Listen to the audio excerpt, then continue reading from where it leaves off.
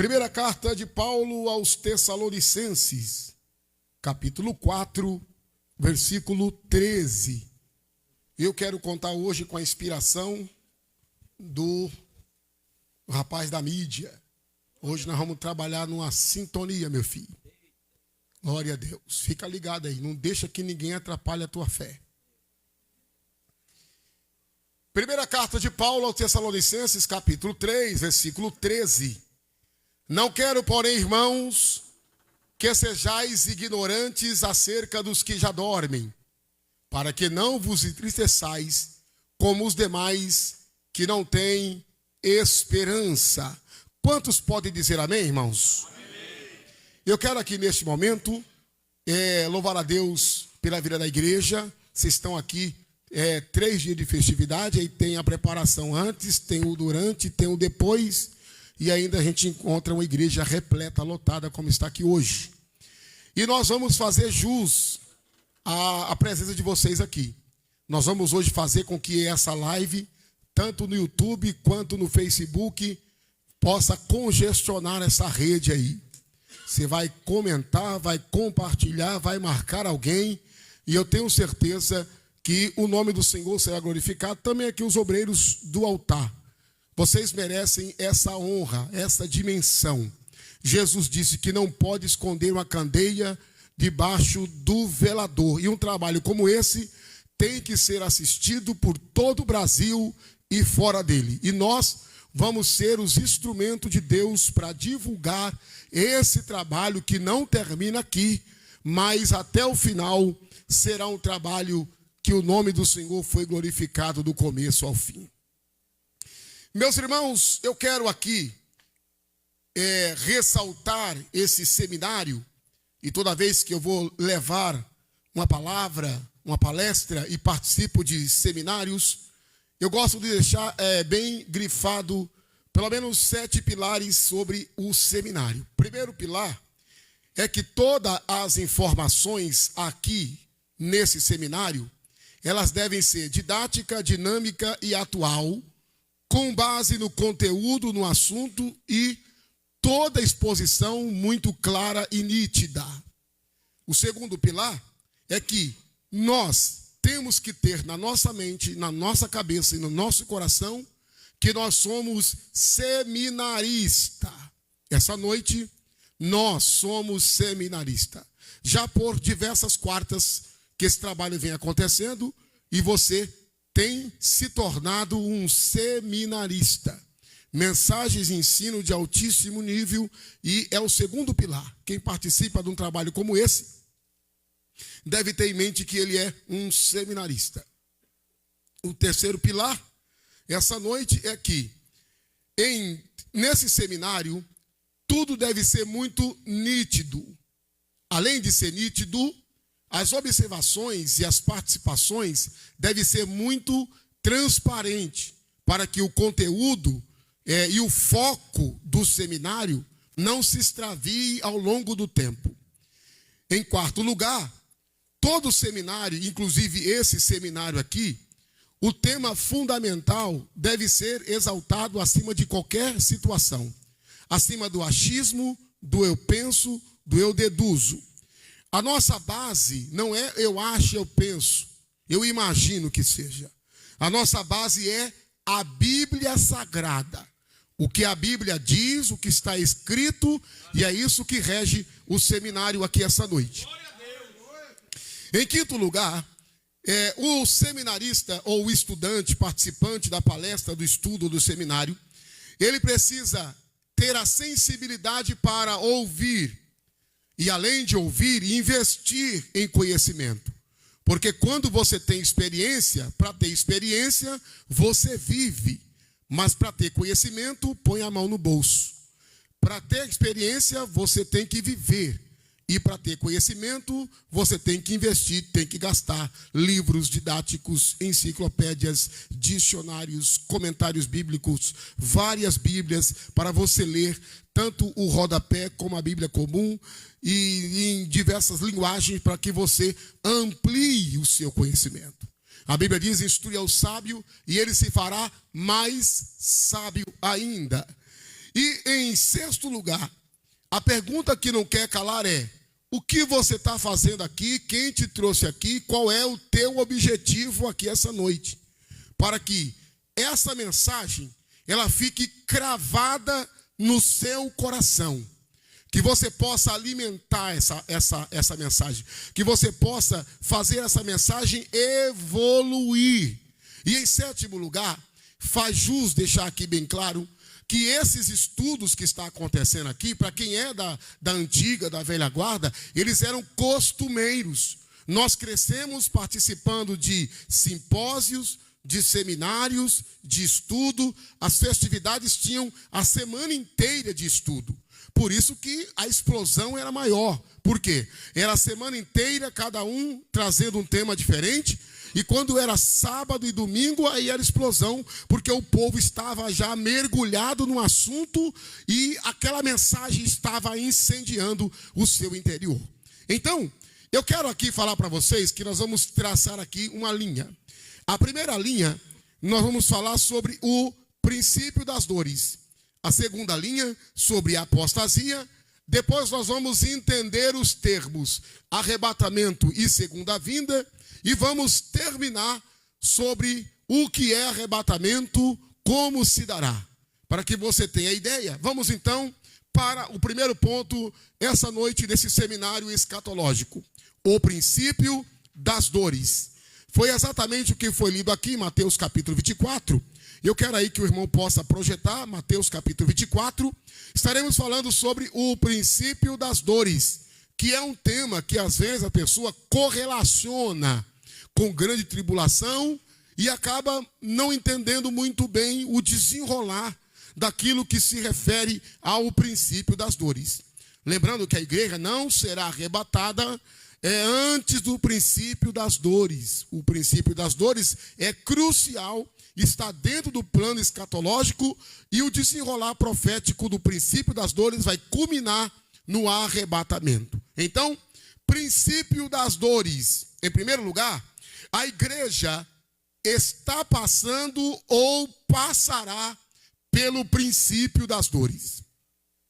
E o princípio das dores é um evento que se desenrola trazendo marcas, perseguições, derramamento de sangue e muitas atrocidades. O princípio das dores acarreta em si uma selvageria contra a igreja.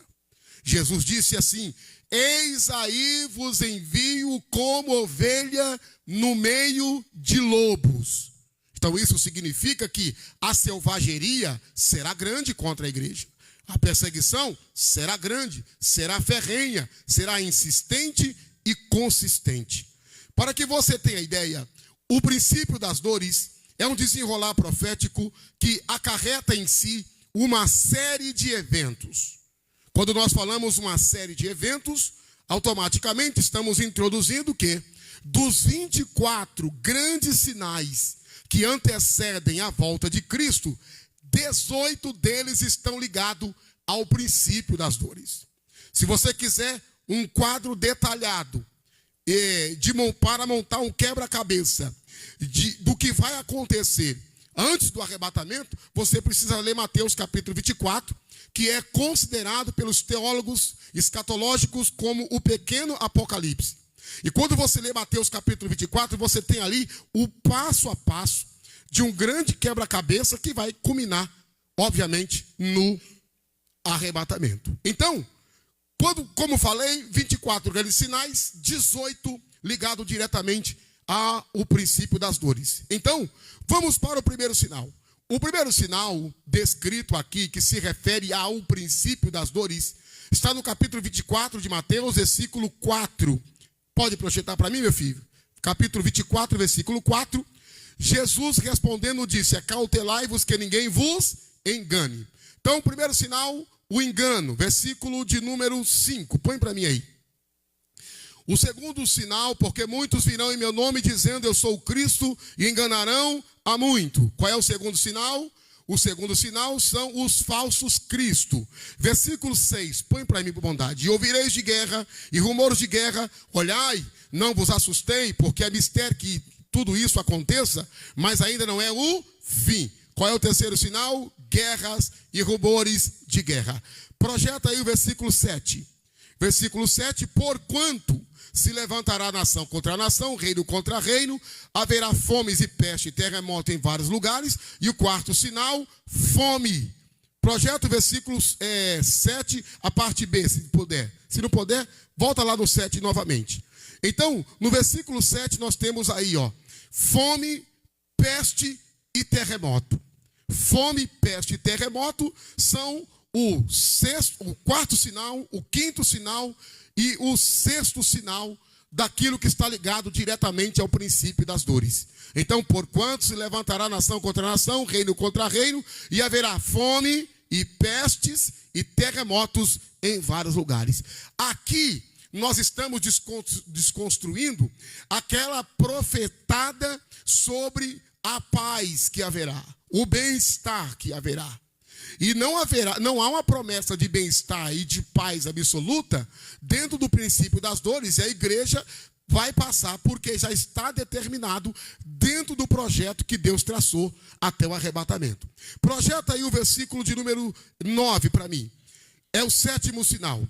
Qual que é o sétimo sinal? Então vos hão de entregar para seres atormentados e matar-vos-ão e sereis odiados de todas as gentes por causa do meu nome. O que está escrito aí? Um período de perseguição sangrenta, aonde todos aqueles que professam que Cristo é Salvador serão perseguidos, serão maltratados, serão presos e a prisão de muitos culminará na morte.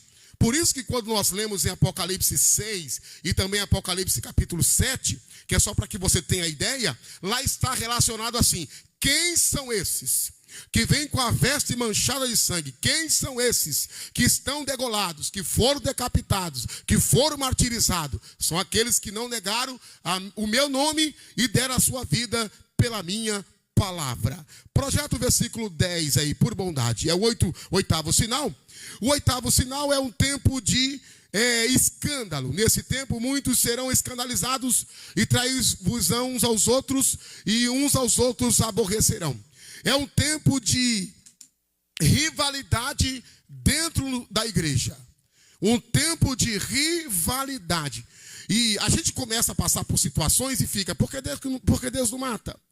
E por que isso e por que aquilo? Porque é uma determinação. Está dentro do projeto, dentro do plano escatológico. E a Bíblia diz que não passará um tio e um jota antes que tudo se cumpra. E aqui está escrito que dentro do princípio das dores haverá um período terrível de uma rivalidade descomunal dentro da igreja. Haverá choque para tudo quanto é lado. Haverá uma desavença, haverá uma rejeição, haverá uma resistência. E isso vai ser dentro da igreja. E observe que isso já começa a se fragmentar e alguns já começam a revelar por que estão no seio da igreja, para promover dissensão. E foi aquilo que o Senhor disse em Apocalipse: tenho, porém, contra ti que lá tem alguns que dizem ser judeus e não são, mas são da sinagoga de Satanás. Então, a igreja precisa entender que até o arrebatamento, o princípio das dores tem veemência. Projeta o versículo 9, por bondade. O versículo 9 é o nono sinal.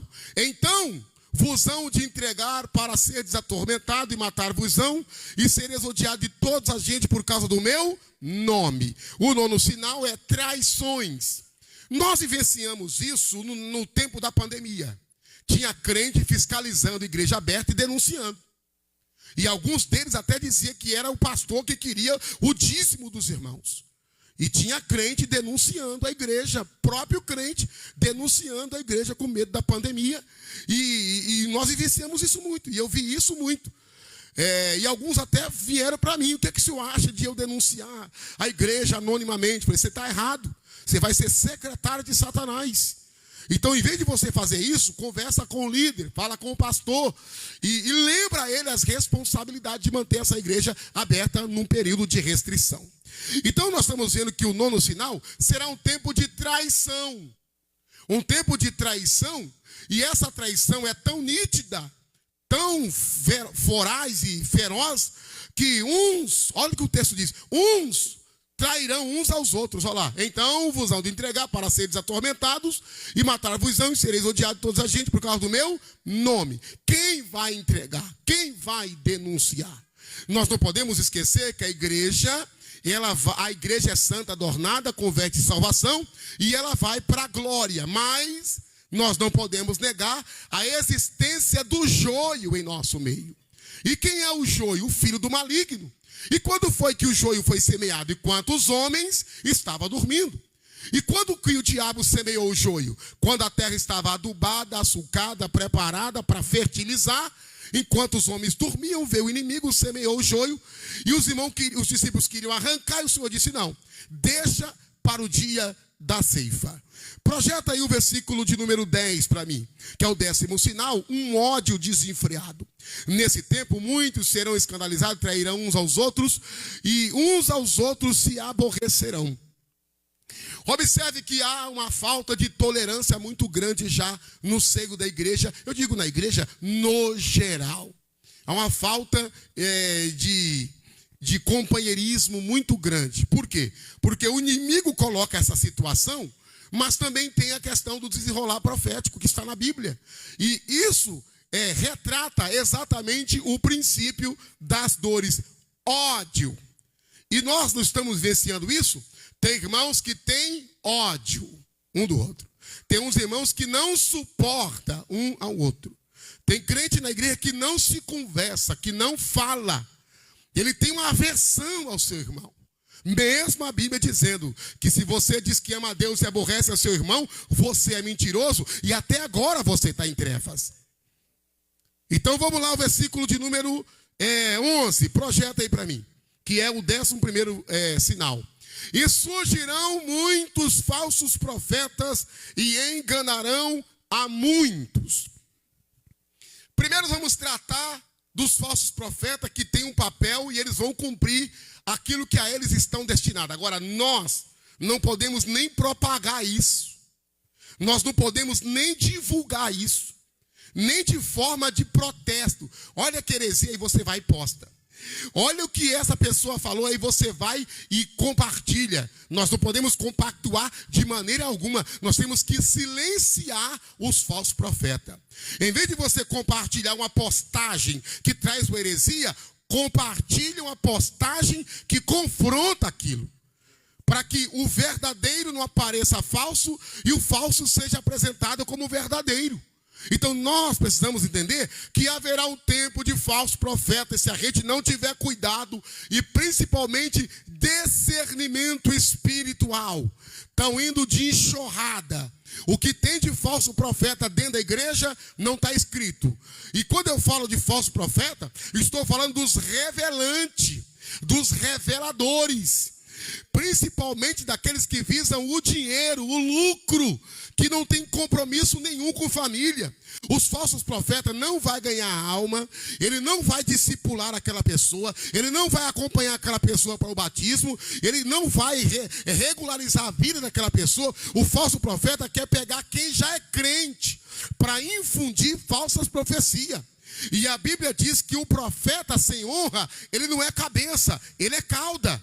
E o Senhor disse: eu mesmo, disse a Jeremias, eu mesmo ferirei os vossos profetas, eu mesmo ferirei e liberarei a espada que os perseguirá. Então nós precisamos hoje, mais do que nunca, buscar o discernimento espiritual para entender, compreender e filtrar se aquela pessoa que está falando é de Deus ou é do diabo. E quantos estão enganados? Porque muitos preferem o show do que a palavra, o ensino. Muitos preferem ser enganados porque os falsos profetas vão exatamente no ego do que as pessoas gostam. De quê? De carinho, de contonete, de elogio, de pegar o crente torto e colocar no colo, de colocar um babador, uma chuquinha, passar talco pompom, e aí o crente chega, fica ancho, que é um prato cheio para o falso profeta. Então, projeta para mim aí o versículo 12, que é o 12º sinal. E por se multiplicar a iniquidade, o amor de muito esfriará. E nós precisamos entender que até o arrebatamento é luta e é peleja, meu amigo. E nós vamos vivenciar, estamos vivenciando uma frieza descomunal. Nunca se viu uma frieza tão tremenda numa época tão tecnológica, onde a facilidade é grande para a igreja avançar na obra missionária. Mas a frieza está entranhada. Hoje está cada vez mais comum a falta de oração, a falta de consagração, a falta de temor, a falta de reverência, a falta de unidade, a falta de companheirismo, a falta de hombridade. Porque a frieza espiritual não deixa você ser companheiro, ela te leva para ser adversário. E agora esse adversário começa a lutar para não ver o progresso de alguém, o crescimento de alguém. E isso vai fazer com que a obra de Deus pereça. Por quê? Porque a frieza ela vai ser ressaltada. Não tem como esconder a frieza. Não dá para esconder uma frieza espiritual. É nítido, é visível. Você sente que a pessoa abandonou os princípios e o altar da oração faz muito tempo. E uma das coisas mais difíceis é você querer trazê-los de volta para o altar. Porque a frieza já contaminou o seu coração e ele já está preso nos rudimentos da sua mente. E o diabo já disse para ele: para que tudo isso? Não adianta fazer tudo isso. E aí você vai enfrentar uma frieza. Você vai andar de bicicleta numa subida e o cara pisando no freio. Você vai convidar a igreja para oração e alguém por trás desconstruindo sorrateiramente. Então a igreja vai enfrentar no princípio das dores essa frieza aí descomunal. Essa iniquidade aí. O período da iniquidade. E aqui para nós, queridos, e aqui para nós, queridas, a sensualidade está dominando em alguns lugares. A sensualidade já virou uma libertinagem. E as pessoas que praticam a iniquidade já nem percebem que estão. E para elas, quem não pratica está errado. E praticar a iniquidade hoje é ser atual. É estar atualizado. É estar inteirado. Então, a iniquidade, ela vem de uma forma glamurosa, trazendo, entre aspas, uma sensação de bem-estar para a pessoa. E a pessoa é levada sorrateiramente pela iniquidade para querer ter um bem-estar.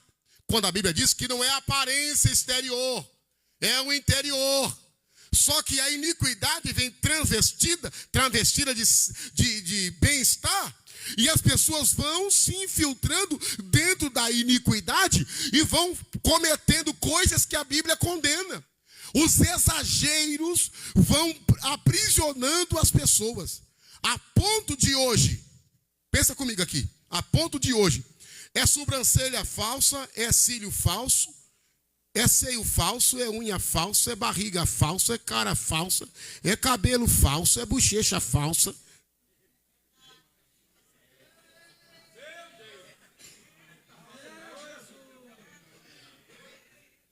A iniquidade vai fazendo isso com as pessoas, de deixar de viver o real para viver o ilusório e inexistente.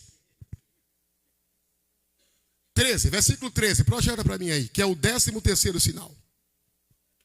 Olha aí, mas, veja que o artigo está no singular, mas aquele, não é aqueles aí. Sabe por que você se desmantela tudo? Não, é aquele. Não vai esperando multidão não, viu? Não vai esperando multidão, não. Porque tem gente que por cima é balagandã e por baixo é mulambo só. Tem gente vivendo só de aparência. Olha aí, ó. Mas aquele que perseverar até o fim será salvo. Então, no meio dessa parafernália toda do princípio das dores, tem gente se ausentando, ó, da marcha da igreja. Porque hoje ser cristão é status, virou celebridade. Mas a realidade do evangelho vem aí para trazer um tempo difícil para a igreja. Projeta o versículo 14. É o 14º sinal. Mas também será um tempo de avanço missionário. E esse evangelho será pregado em todo o mundo, em testemunho a todas as gentes, então virá o fim. Então, no meio de uma selvageria, no meio de uma falsidade, de uma promiscuidade, no meio de um mundo em que o falso é apresentado como verdadeiro e o verdadeiro como falso, existe os remanescentes. E o alvo de Jesus, ao inspirar João, ao enviar as cartas apocalípticas, sempre tenho porém contra ti, que lá tem alguns. Tenho porém contra ti, que lá tem alguns que não se contaminaram, que não se venderam, que não mancharam suas vestes, que não sentaram na mesa de Jezabel, que não seguiram o prêmio de Balaão. Eu tenho lá alguns que andam comigo de branco. Eu tenho lá alguns que suspiram e gemem pelas abominações. Oh, glória! Mesmo diante de um caos, a igreja está avançando. Versículo 14, projeta para mim aí. O versículo 15 agora. O verso 15. O 15º sinal é isso aí, o abominável. Quando, pois, virdes que a abominação da desolação que falou o profeta Daniel está no lugar santo, quem lê, entenda. Porque a questão aqui é de compreensão. Olha a raiz do texto. Quem lê, entenda. Cada um vai dar conta de si mesmo. Quem lê, entenda. Filtra. O homem espiritual discerne tudo e de ninguém é discernido. A igreja precisa estar ligada em Cristo de uma maneira concisa e precisa e ciente do que está acontecendo. Porque no princípio das dores vai acontecer muita coisa que vai chacoalhar meio mundo de pessoas, mas não é para a igreja falar. É para a igreja intensificar a oração. É para a igreja se comprometer na consagração. Porque o que vai colocar o diabo para correr é o poder espiritual. O que vai desmanchar as artimanhas do diabo é a autoridade espiritual da igreja. E você percebeu que toda vez que você vai repreender alguém que está errado hoje, a pessoa fica de cara fechada, a pessoa corta assunto, muda de calçada quando te vê, porque as pessoas estão irrepreensíveis. Projeta o versículo de número 9 de novo. 9. Põe aí. Então vos hão de entregar para seres atormentado. Observe que período selvagem dentro do princípio das dores. Nós seremos, ou a igreja será, e passará por esse período de tormento. E quando nós falamos de tormento, é de coisa ruim. É de coisa pesada. Hoje você fica escandalizado porque a vizinha colocou o lixo na sua calçada, o cachorro rasgou. Aí você já quer desviar. Você já, eu não aguento. Que evangelho é esse? Que evangelho é esse? Você passa o cartão o ano inteiro na Shopee, na Shein, quando vem a fatura, que vida é essa? Que evangelho é esse? Ué. Aqui, tormento. E Jesus não disse isso para Esmirna? Tenho, porém, contra ti, que não negasse o teu primeiro amor e pratica as primeiras obras. Porém, alguns de vós serão lançados na prisão e tereis tribulação de 10 dias. Me pergunte como foi que eles saíram da prisão. Me pergunta, fala, como eles saíram, pastor Demir? Me pergunta. Morto. O texto diz assim, ser fiel até a e dar-te-é a coroa da vida. Então, nós estamos falando, e esse seminário tem um cunho muito forte, o nível está altíssimo. E o que nós estamos aprendendo aqui? Coisa sólida, coisa firme, coisas que nos colocam na posição de servos da luz, de embaixadores do reino, coisas que nos levam a se conscientizar qual é o nosso papel, qual deve ser a nossa postura. Que nós não podemos ser Maria vai com as outras. Não podemos ser marionete. Nós temos uma identidade. Nós temos dono. Nós temos um alvo. Estamos aqui de passagem. Canaã é logo ali. E a Bíblia diz: e resplandeçam a vossa luz diante dos homens, e eles glorifiquem a Deus que está no céu. Oh, glória! Tem crente de coragem aqui? Diga amém. Diga para esse crente: liga o interruptor, irmão. Estou vendo tua luz apagada.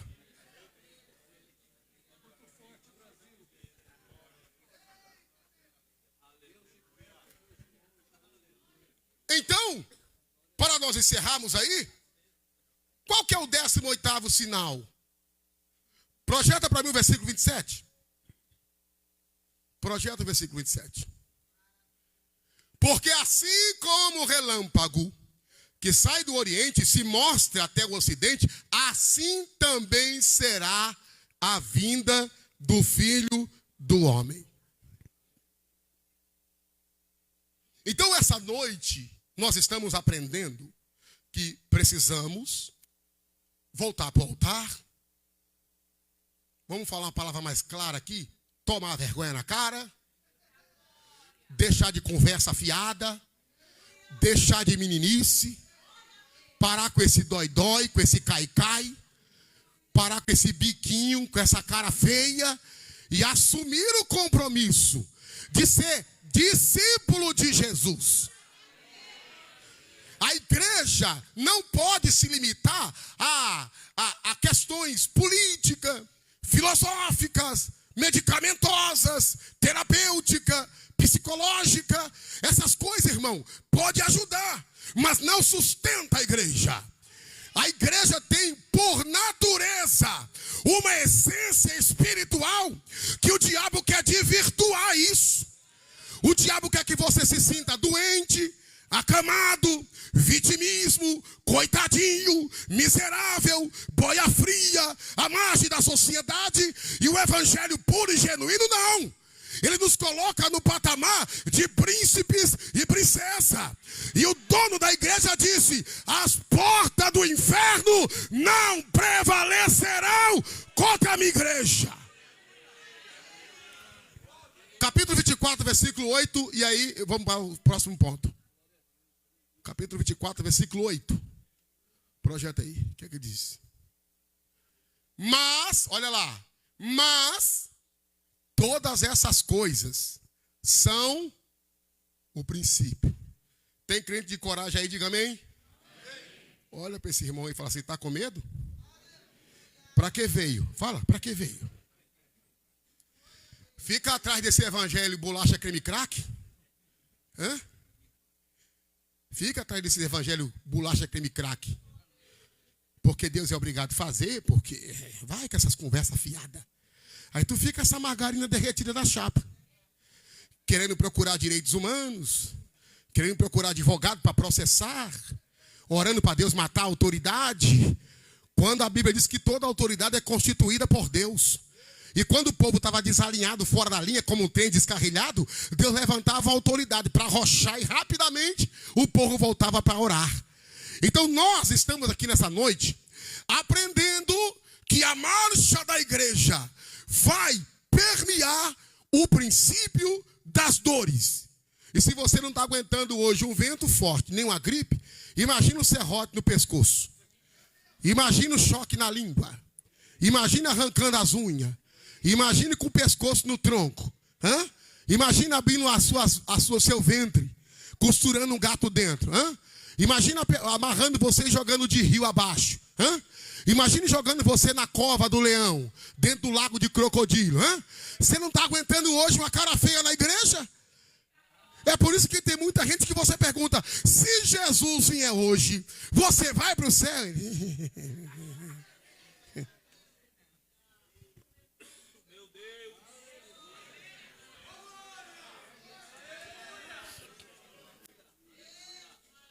Vamos então para o segundo ponto, que é o período da apostasia. Princípio das dores, e olha aí, ó. Apostasia. O período da apostasia, ou chamada apostasia, também é conhecido como o período da revolta, o período da rebelião, o período da desconstrução da fé e da doutrina bíblica.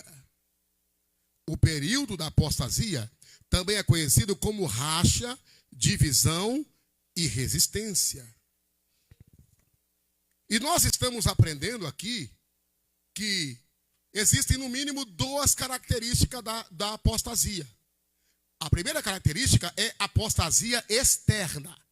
Projeta para mim, meu filho, Hebreus 6, versículo 4, e nós lemos aí um pouquinho mais de versículo, do 4 ao 12. A primeira característica da apostasia é aquela externa, que vem de outro segmento, para dentro da igreja. Porque é impossível que os que já uma vez foram iluminados e provaram do dom celestial e se fizeram participantes do Espírito Santo, olha lá, passa. E provaram a boa palavra de Deus e as virtudes do século futuro, vai. E recaíram, sejam outra vez renovados para arrependimento, pois assim quanto a eles, de novo crucificaram o Filho de Deus e expõem ao vitupério. Porque a terra que embebe a chuva, que muitas vezes cai sobre ele e produz erva proveitosa para aquele que por quem é lavrada, recebe a bênção de Deus. Observe, a expressão é impossível que aqueles que uma vez foram iluminados e provaram o dom celestial e recaíram, é impossível que eles sejam novamente restaurados. Quem são esses? São os apóstatas declarados a serviço de Satanás, que querem a qualquer custo minar a igreja. 1 Timóteo 4:1, projeta aí para mim, meu filho. Nós estamos falando de coisa séria. Mas o Espírito expressamente diz que nos últimos tempos apostatarão alguns da fé. E olha o caminho que eles trilharam. Dando ouvidos a espíritos enganadores e a doutrinas de demônio. Não tem coisa que você vê a pessoa falando e fala, onde ele aprendeu isso? No inferno. No inferno. O Satanás falou, chega na igreja, você faz assim, e assim, assim, assim. No inferno. O Espírito expressamente diz. O Espírito grita, brada. De maneira notória, o Espírito diz, nos últimos dias, apostatarão alguns da fé. E nós precisamos hoje, mais do que nunca, fazer um filtro e olhar para essa árvore para ver que fruto essa árvore está brotando. Porque tem muita gente do nosso meio que está desvencilhado do céu, conivente com o inferno, patrocinado pelo anticristo, querendo empurrar de goela abaixo doutrina de demônio no meio da igreja. 1 Pedro 2, 2 Pedro 2:20, projeta aí, filho. 2 Pedro 2:20. Porquanto, se depois de ter escapado das corrupções do mundo, pelo conhecimento do Senhor e Salvador Jesus Cristo, forem outra vez envolvido nelas e vencido, tornou-lhes o último estado pior do que o primeiro. Versículo 21. Porque melhor lhe fora não conhecer o caminho da justiça, do que conhecendo, desviarem-se do santo mandamento que lhes fora ordenado. Aí nós estamos falando de uma atuação de um principado, daqueles que se apostataram e desconstruíram tudo o que pregaram, e hoje estão conveniados com Satanás. Vamos então para a interna? Põe aí, meu filho. 2 Tessalonicenses 2:4. 2 Tessalonicenses 2:4.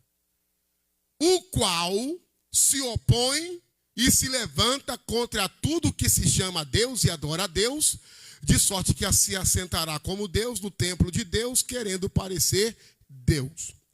O diabo, ele traz a sua mentoria infernal e ele dissemina na cabeça de algumas pessoas. E a pessoa agora passa a contrariar as escrituras, a resistir o santo e impor o profano. E aonde isso? Dentro da igreja. Dentro da igreja.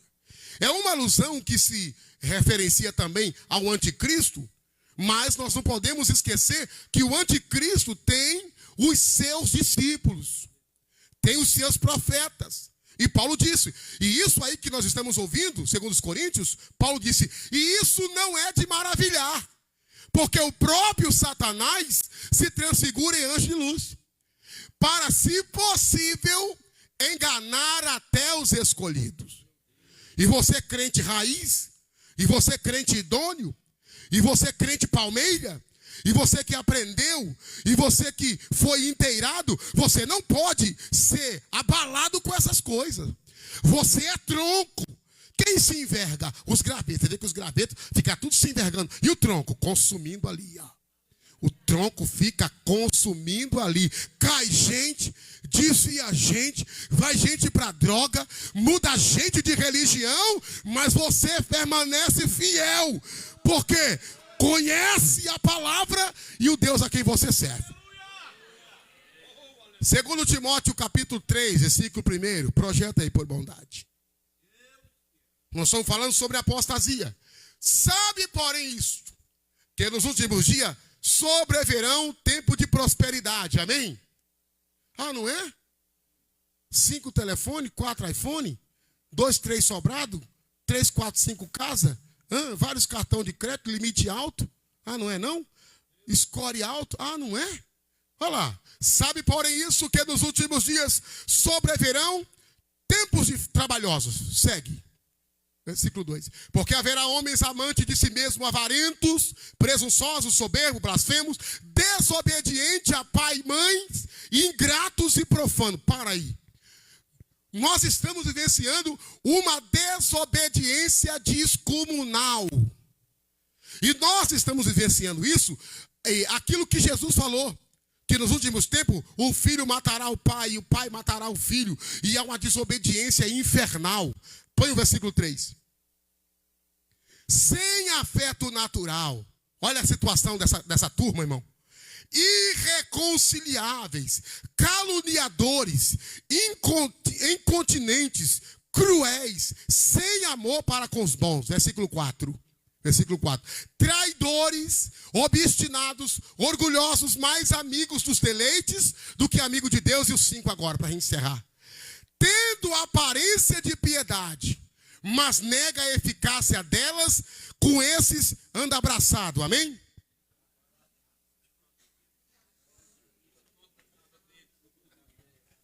Passa o dia tomando café.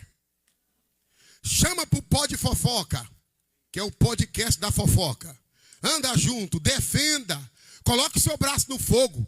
Coloque o seu braço na frente. Entre, tome partido. Participe do grupo. Que você está vendo que no tempo da apostasia, as pessoas virão transvestidos de anjo de luz. Com cara de piedade. Com a aureola na cabeça. Eu não merecia isso. Eu não merecia. Já viu crente raiz ficar atrás de reconhecimento de homem, rapaz? Tu já viu crente que trabalha pro reino do céu ficar atrás de confete? Atrás de aplauso? Que isso é típico de pessoas que não têm raiz. De apóstata, que quer reconhecimento, que quer ser honrado, que quer ser valorizado, por fora belo, mas por dentro cheio de imundícia. E Jesus tocou o dedo nessa cambada de gente ruim, sepulcros caiados, por fora bonito, parece um pavão, que olha e não tem visão espiritual, se engana, escorrega e cai. Mas quem tem visão espiritual diz, olha o tamanho desse apóstata, ó. Olha a cara desse apóstata, ó. Vai para lá, rebeldão.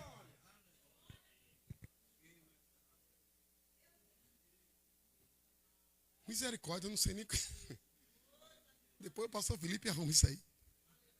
Ele dá gabinete mesmo aqui. Diante de todos os sinais e acontecimentos, estamos vivenciando o tempo da apostasia. Amém, meus irmãos? Você quer ver uma coisa? Quer ver ou não? Ô, irmãos, eu vim aqui... Você acha que eu sou doido? Eu não sou doido. Pareço doido, mas eu tenho juízo. Olha quem veio antes de mim. Vai vendo. E olha quem vai vir depois de mim. Não vou vacilar não, é. Então observe. Você quer ver aqui? estamos vivenciando o tempo da apostasia? Deixa eu fazer uma pergunta para você. Quem aqui acha que a igreja está mudada? Quem acha? Quem acha que a igreja está mudada? Então, vou fazer a segunda pergunta para você. Quantas coisas nós aceitamos hoje que nunca imaginávamos aceitar dentro da igreja? Você quer ver que nós estamos vivenciando a apostasia? Você quer ver? Que tipo de crente você se tornou e o tipo de crente que você era? Olhe para quem você era no começo da sua fé e olhe para o tipo de crente que você se tornou. Tem coisas que nós estamos engolindo de goela abaixo na igreja, coisas que jamais imaginávamos que nós íamos ser conivente e passar a mão. Hoje está uma moda de que se o pastor disciplinar alguém, vai uma cambada de gente. Chora não, adulterona. Chora não, mentirosão. Chora não, ladrãozão. Deus vai ferir o pastor, Deus vai cobrar dele. Chora não, amante do mundo. Nós estamos hoje numa conivência tão grande que a gente é até levado e sensibilizado para defender o errado. No nosso tempo, a pessoa recebia uma disciplina e era banco e ninguém questionava. Ninguém ia lá xeretar. O que aconteceu com você, hein? Duvido se ia lá. Duvido se ia. Duvido se alguém ia fazer visita para um disciplinado. E aí a turma da internet vai rachar. Eu estou nem aí, eu quero que racha mesmo. E bota para quebrar aí. Só que hoje, nós estamos com a cara lisa dizendo assim: procure uma igreja que você se sinta bem. Se sinta bem, é? É espada, rapaz. Procure uma igreja que te coloca você na linha. Se você encontrar uma igreja perfeita, não entre nela, porque você vai estragar essa igreja. Por que tu não procura ajudar os pés, irmão? Por que tu não procura ser crente de verdade? Injeta. Vai aplicando a bezetacil. O cara vai sair mancando, mas vai ficar bom. Vai tirar a infecção da vida. O que mata, irmão, não é doutrina. O que mata não é verdade. Porque a situação está cooperando para a gente se tornar mentiroso. A situação está andando de uma forma para a gente se tornar um coach aqui. Todo mundo rindo. Mas ali está algemado nos prazeres, aprisionado na contenda, preso nos deleites. E o que vai curar essa turma? Aplicar a poderosa palavra de Deus. A porta é estreita. E o dono do céu disse assim, ó: quem quiser vir após mim, negue-se a si mesmo, tome a sua cruz e siga-me. Ah, mas eu sou do manto. Afasta de mim. Você que pratica a iniquidade, pula, rodopeia, sapateia, profetiza, revela, mas a vida está podre. Vamos ler Apocalipse capítulo 2, 4 e 5. Põe aí, meu filho. Olha lá. Tu, porém, oh glória. Tu, porém,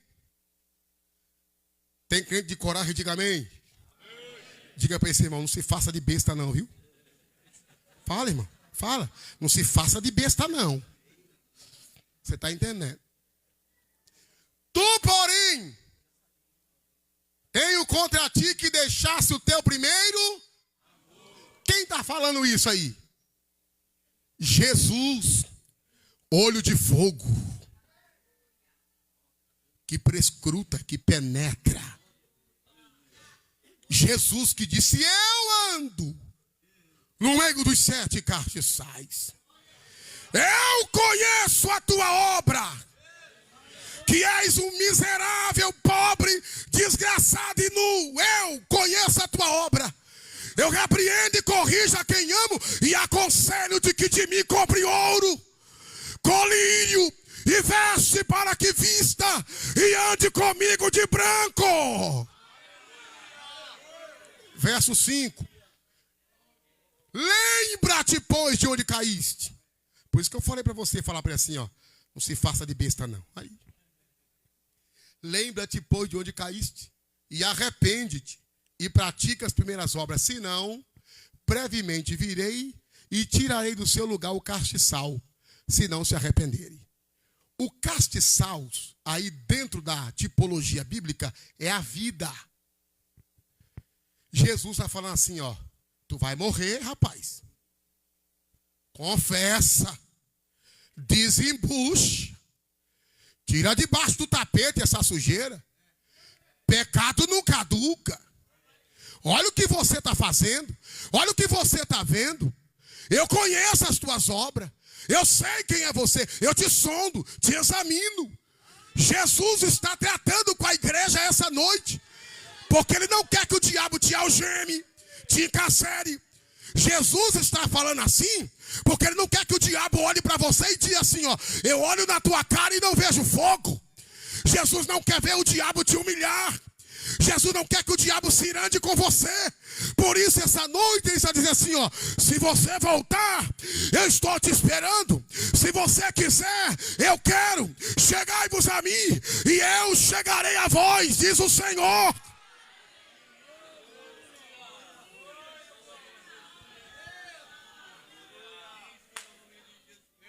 Diribicai, serebecalaburgia. Deravia serimítio.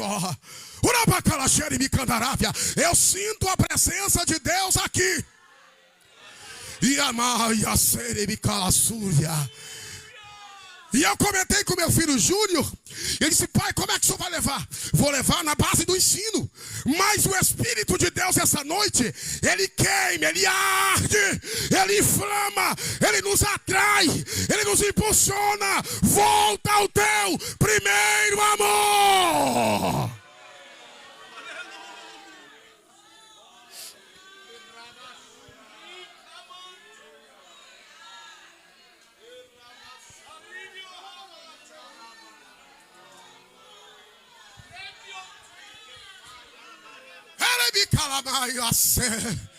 Derai urabada sebecalaburgia deremicamanturia deravia seremicandaravia.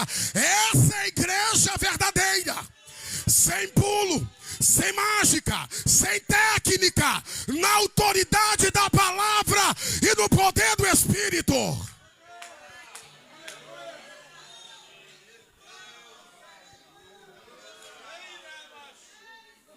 Então vamos entender o termo. Meu tempo só tem 4 minutos. Por isso que eu falei para você, compartilha essa mensagem. Deixa explodir na cara de Zuckerberg para lá. Vamos lá então.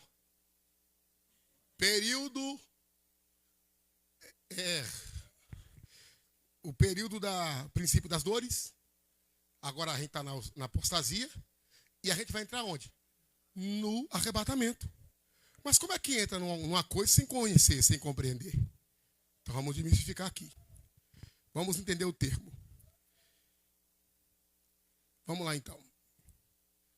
Vamos diferenciar o que é arrebatamento e o que é segunda vinda do Senhor. O arrebatamento, irmão, será antes da segunda vinda. Antes. Segunda vida é uma coisa e arrebatamento é outra. Tem gente que confunde até arrebatamento com um grande trono branco. Há uma distância muito grande. Então vamos lá. O que é o arrebatamento? O arrebatamento é um rapto, será rápido, veloz, dentro daquilo que Deus determinou. Mas o arrebatamento será secreto, instantâneo, e nós iremos encontrar com Cristo nos ares com a cláusula de que os mortos ressuscitarão primeiro. Agora vamos desmistificar a segunda vinda.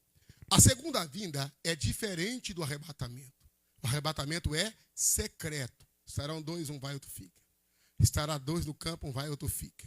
Porque os salvos vão ouvir o toque da trombeta.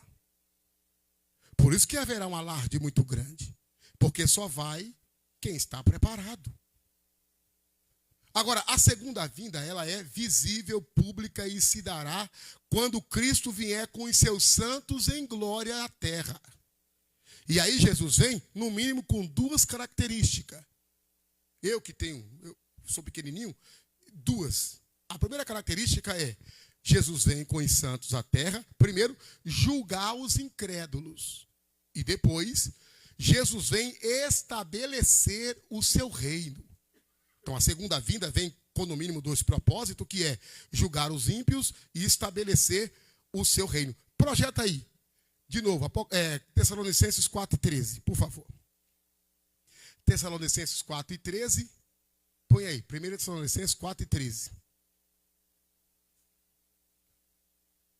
1 Tessalonicenses 4:13. Olha lá, não quero, porém, irmãos, que sejais ignorantes acerca dos que dormem, para que não vos entristeçais como os demais, que não têm esperança. Então, já que nós aprendemos o termo desmistificar segunda vinda e arrebatamento, arrebatamento é secreto, a segunda vinda ela é visível. Quando eu falo secreto, é que Jesus vem buscar a igreja. E o mundo vai continuar no seu curso até o desenrolar profético, que aí é outra história, para não embolar o meio de campo. Então vamos lá. O arrebatamento significa tomar com força, raptar, termo esse que vem da raiz do grego, harpazo, arrebatar. Que nas entrelinhas significa ser retirado de um lugar ou de uma situação de maneira repentina. É o que está escrito lá, hein? Põe aí, meu filho. 1 Tessalonicenses 4:17. 1 Tessalonicenses 4:17. Depois põe para mim 1 Coríntios 15:52. Mas vamos lá. Depois nós, os que ficarmos vivos, seremos arrebatados juntamente com ele nas nuvens, a encontrar com o Senhor nos ares, e assim estaremos sempre com o Senhor. 1 Coríntios 15:52. Projeta aí para mim, meu filho, por bondade.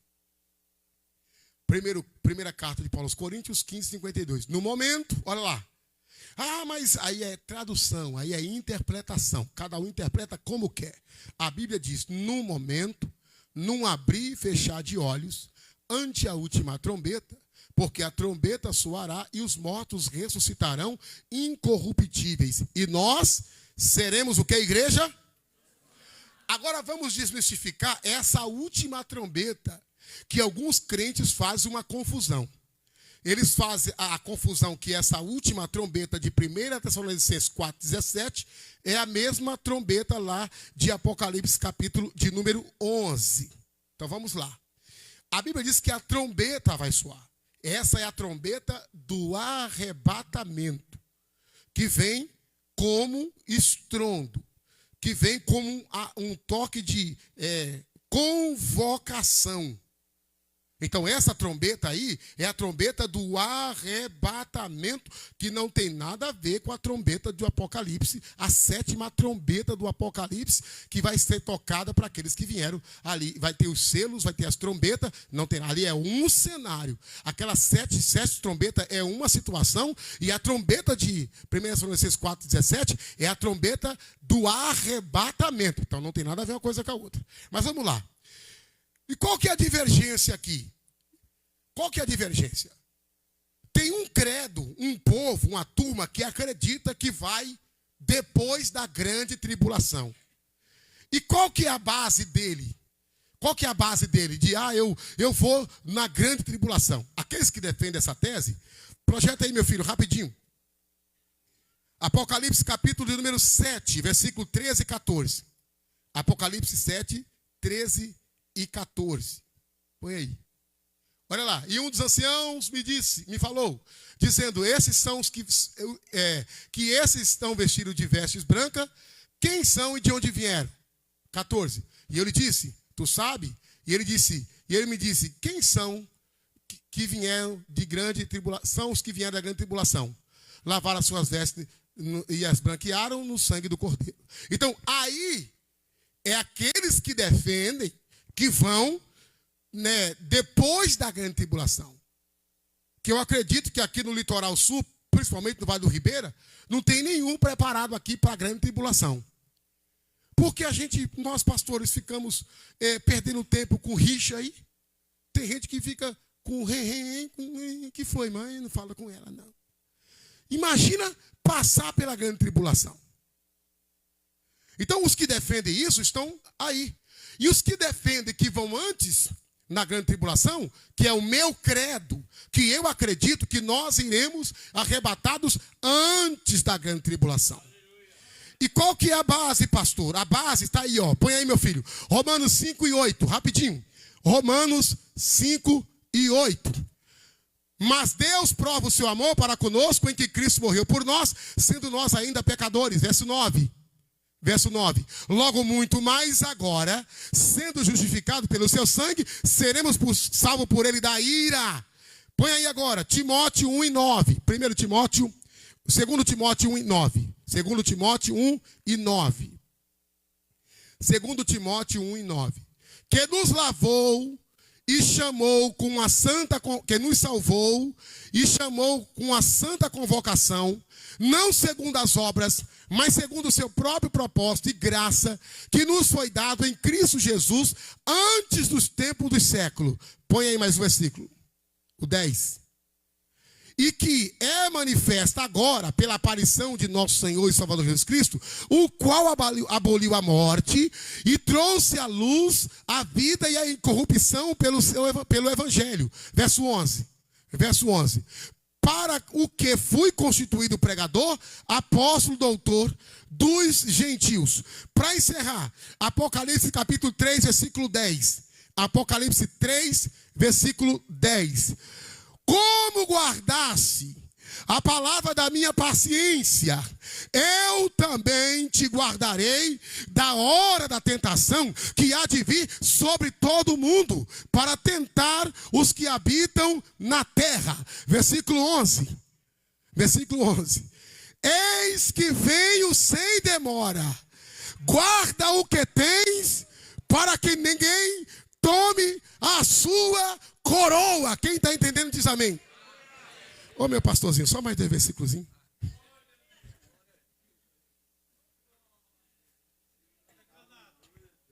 Nós defendemos que vamos ao arrebatamento. Que a trombeta de 1 Tessalonicenses 4 e 10 é a trombeta da convocação. Ah, mas eu quero ficar na segunda. Fique. Ô glória.